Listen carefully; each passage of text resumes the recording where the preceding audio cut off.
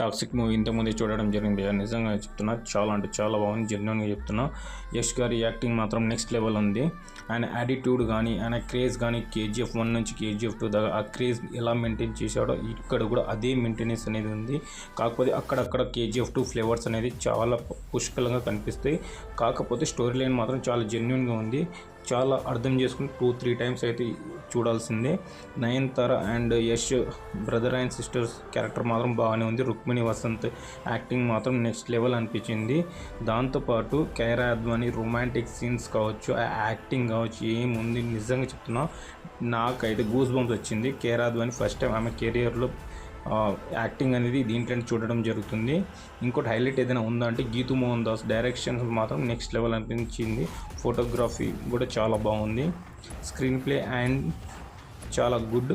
Songs మాత్రం చాలా అంటే చాలా బాగుంది. రవి కిషోర్ గారు బీజిఎం మాత్రం నెక్స్ట్ లెవెల్ ఇచ్చారు. దాంతోపాటు ఈ కొన్ని సీన్స్ ఉన్నాయి భయ్య, అసలు లేడీ గీతూ మోహన్ దాసే తీశారా లేకపోతే బాయ్స్ తీశారన్నట్టు అనిపిస్తుంది. నిజంగా చెప్తున్నా, సెల్యూట్ కొట్టాల్సిందే గీతూ మోహన్ దాస్కి. చాలా అంటే చాలా బాగుంది. ఉమా కిరేషి క్యారెక్టర్ కూడా నెక్స్ట్ లెవెల్ అనిపించింది. ఉన్నంతసేపు కూడా చాలా బాగుంది. దాంతోపాటు బీజిఎం కూడా నెక్స్ట్ లెవెల్. మూవీ మాత్రం so good. One time watching. Thanks for watching. జై హింద్ ఫ్రెండ్స్.